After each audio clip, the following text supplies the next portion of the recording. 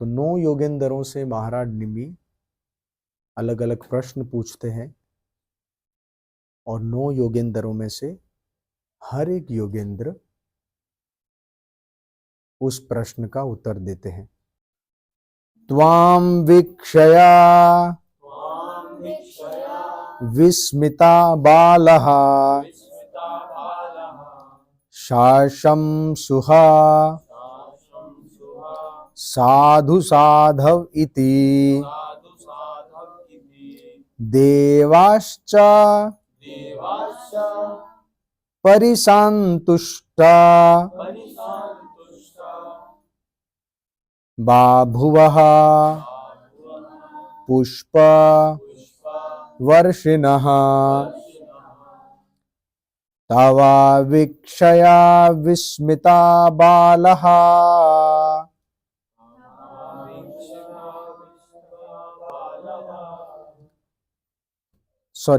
तं वीक्षया विस्मिता बालः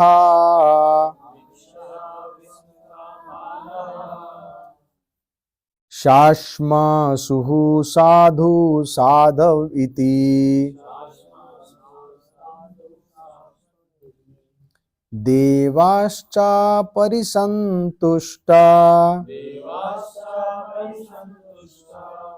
बाभुवः पुष्पावर्षिणः। इसका मतलब है महाराज निमि ने कहा, अब कृपया मुझे भगवत भक्तों के विषय में विस्तार से बतलाइए। वो कौन से सहज लक्षणों से जिनके द्वारा मैं अत्यंत बड़े चढ़े मध्यम स्तर के तथा नवदीक्षित भक्तों में अंतर कर सकूं। वैष्णवों के लाक्षणिक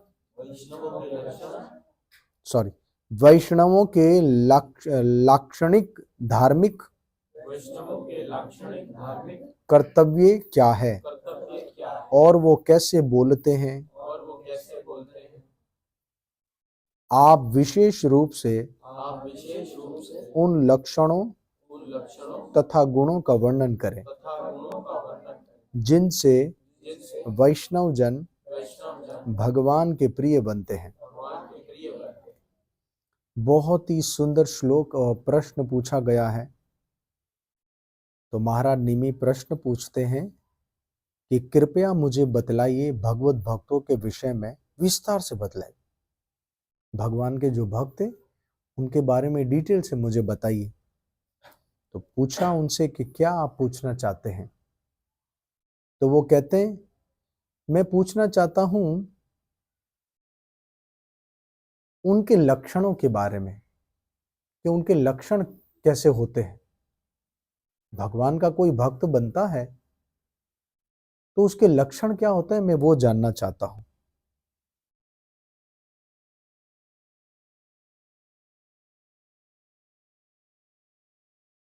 तो मान लीजिए उनसे पूछा गया, आप क्यों लक्षण क्यों जानना चाहते हैं।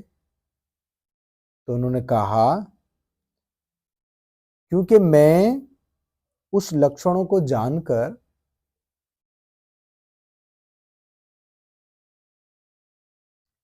मैं ये फर्क कर सकूं कि कौन अत्यंत बड़ा चढ़ा भक्त है, कौन मध्यम लेवल का भक्त है और कौन नया भक्त है। क्योंकि अगर मैं इन लक्षणों को अच्छे से जानता हूं तो मैं ये समझ सकूंगा कि उच्च कोटि के भक्त में या उत्तम अधिकारी भक्त में कौन से लक्षण होते हैं, मध्यम अधिकारी भक्त के यानी सेकंड क्लास डिवोटी के कौन से लक्षण होते हैं, और जो थर्ड क्लास डिवोटी है या जो नया भक्त है उन नए भक्तों में कौन से लक्षण होते हैं। तो कितना अच्छा प्रश्न है। वो पूछ रहे हैं कि मुझे वो लक्षण बताइए जिसमें हम उत्तम अधिकारी, मध्यम अधिकारी और कनिष्ठ अधिकारी भक्त के अंदर फर्क कर सके, क्योंकि सभी के अंदर एक जैसे लक्षण नहीं।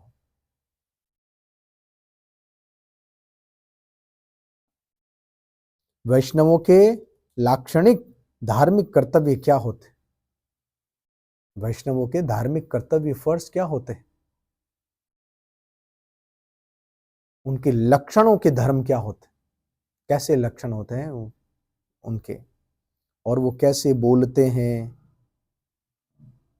आप खास तौर पर विशेष रूप से उन लक्षणों और गुणों का वर्णन करें कि वो कैसे बोलते हैं, उनका बिहेवियर कैसा होता है।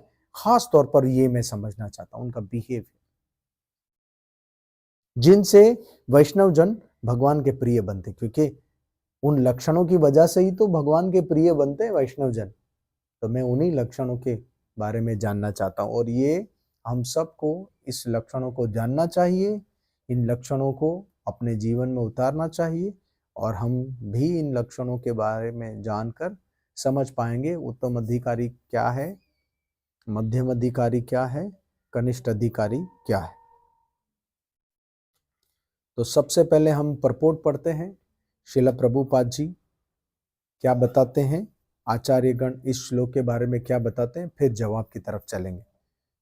नमां विष्णुपादाय कृष्ण पृष्ठाय भूतले श्रीमते भक्ति वेदांत स्वामीति नामिने नमस्ते सरस्वती देवी गौरवाणी प्रचारिणे निर्विशेष शून्यवादी पाश्चात्य देश तारिणे। जय श्रील प्रभुपाद की।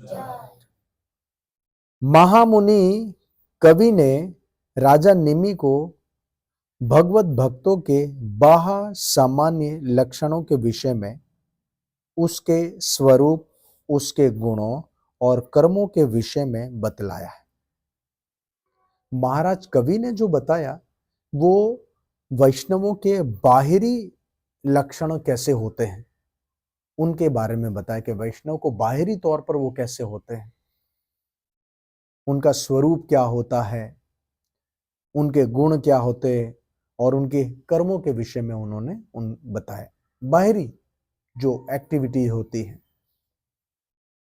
किंतु अब राजा निमि पूछ रहे हैं कि भगवान के सेवकों में उसके आगे किस तरह अंतर किया जाए, जिससे प्रथम कोटि, द्वितीय कोटि और निम्न कोटि के वैष्णवों की स्पष्ट पहचान की जा सके।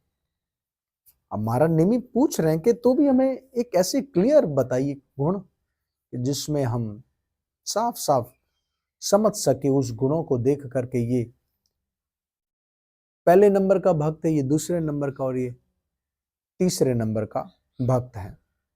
ऐसे गुणों को अगर हम समझ लेंगे तो हम स्पष्ट बिल्कुल क्लियर हो जाएगा कि ये क्वालिटी इस भक्त की है तो ये उत्तम अधिकारी, ये क्वालिटी इस क्वालिटी में मध्यम अधिकारी भक्त है, इस क्वालिटी में कनिष्ठ अधिकारी भक्त है।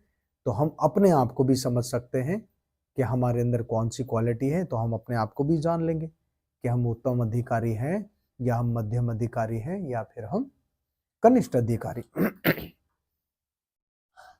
श्रील रूप गोस्वामी के अनुसार कृष्णेति यस्य गिरीतम मनसा इंद्रियत, जो भक्त कृष्ण के पवित्र नाम का कीर्तन करता है, हरे कृष्ण कृष्ण कृष्ण हरे हरे, हरे राम राम राम हरे, उसका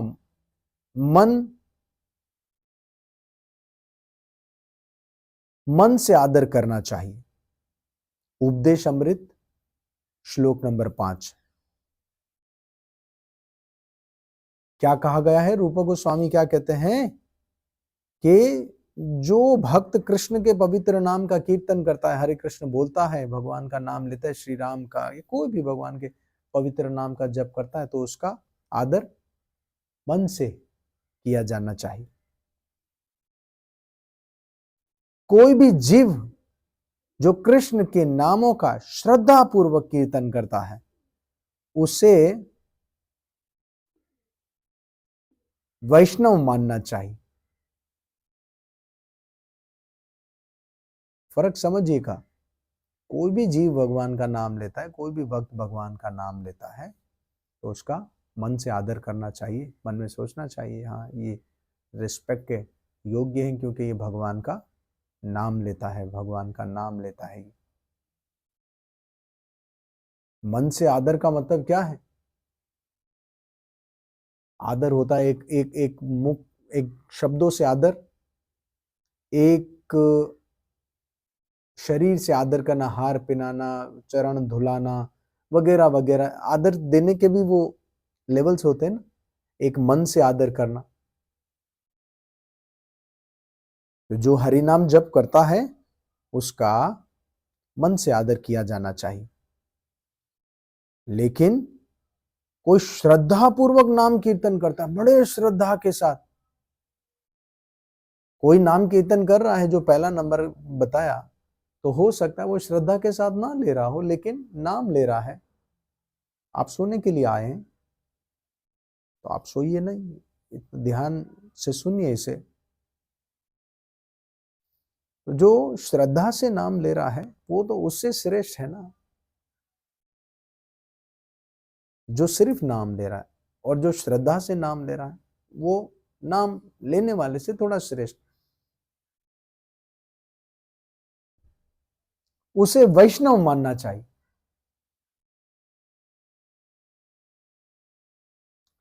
और कम से कम मन ही मन उसका आदर होना चाहिए। कम से कम, अगर मिनिमम भी अगर आदर हो तो मन से उसका आदर होना चाहिए।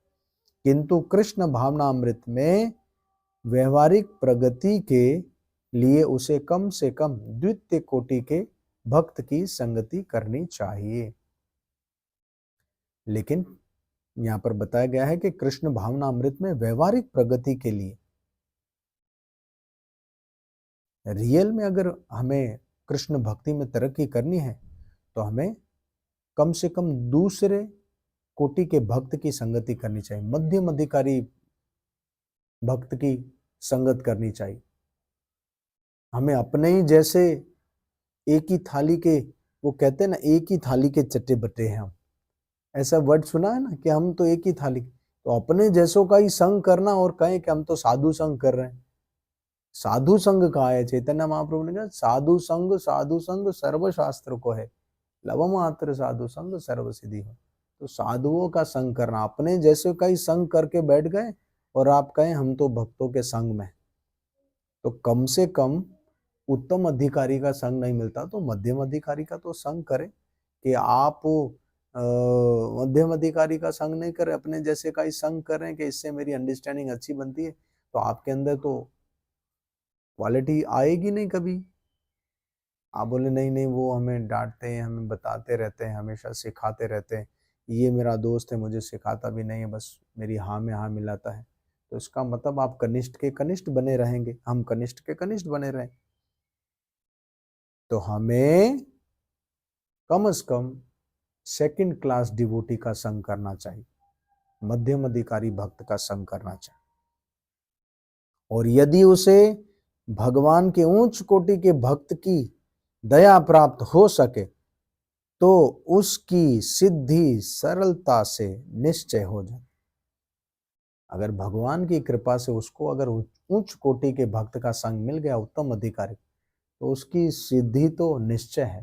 परफेक्शन में कोई डाउट नहीं है कि उसे परफेक्शन मिलेगी या नहीं मिलेगी, पर भगवान की कृपा से उसको ऐसे भक्त का संग भी तो मिलना चाहिए ना। इस प्रकार निमि महाराज विनय पूर्वक प्रश्न कर रहे हैं, बड़े विनम्रता के साथ प्रश्न पूछ रहे हैं। भक्त के लक्षण, स्वभाव और वचन क्या है? तीन चीज, भक्त के लक्षण, उसका स्वभाव, स्वभाव क्या होता है? उसकी आदत, जो अंदरूनी आदत होती है ना उसको स्वभाव कहा जाता है। जो अंदरूनी आदत, रियल में जो आदतें होती हैं उसको स्वभाव कहा। तो भक्त के लक्षण क्या होते हैं, उसका स्वभाव क्या होता है और उसके वचन क्या होते हैं, मतलब वो कौन से शब्दों का इस्तेमाल करके बोलता है। कितना अच्छा प्रश्न है।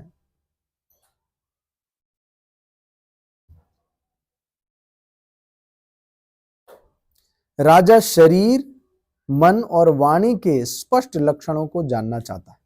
अब दूसरे अल्फाजों में प्रभुपाद जी कहते हैं कि राजा साफ साफ जानना चाहता है शरीर, मन और वाचा, साफ साफ इनके लक्षणों के बारे में जानना चाहता है। इसको कहते हैं मन कर्म वचन। शरीर से जो किए जाते वो होते लक्षण, मन में जो सोचते हैं रियल में वो होते लक्षण, स्वभाव, और शब्द जो हम बोलते हैं वो वाचा। तो स्वभाव कैसा होता है, शरीर से कर्म कैसे करता है, मन में क्या सोचता है और शब्दों से क्या बोलता है, ये क्लियर क्लियर बता दीजिए, जिससे उत्तम अधिकारी, मध्यम अधिकारी और कनिष्ठ अधिकारी की भिन्न भिन्न कोटियां स्पष्टतः पहचानी जा सके। बिल्कुल क्लियर मैं समझ सकूं इनके अंदर क्या डिफरेंस क्या है। राजा के प्रश्न के उत्तर में 9 योगेंद्रों में से दूसरा योगेंद्र, जिसका नाम महाराज हविर था, कृष्ण भावनामृत के विज्ञान को आगे विस्तार से बताएंगे। अब कौन जवाब देंगे? पहले कवि ने दिया, अब महाराज हविर, आखिरी में आ रहे महाराज हविर जवाब देंगे कि कृष्ण भावनामृत को हम कैसे क्लियरली समझ सकते हैं। तो मेरे दिल के करीब तो ये प्रश्न बहुत ही करीब है और सबके, मैं समझता हूं कि सबके लिए ये प्रश्न बहुत ही जरूरी है, बल्कि हमें इसे नोट करना चाहिए और ध्यान पूर्वक इसे एक एक शब्द को सुनना चाहिए और इस श्लोक को याद करना चाहिए, ताकि हम clearly first class devotee, second class devotee और थर्ड क्लास डिवोटी में फ़र्क कर सके, ताकि हमें कोई डाउट ही ना हो कि किसी की कैटेगरी को समझने में। खुद की कैटेगरी भी हम समझ सकते हैं कि मैं अभी कनिष्ठ अधिकारी हूँ, या मैं उत्तम अधिकारी हूँ, या मैं मध्यम अधिकारी हूँ।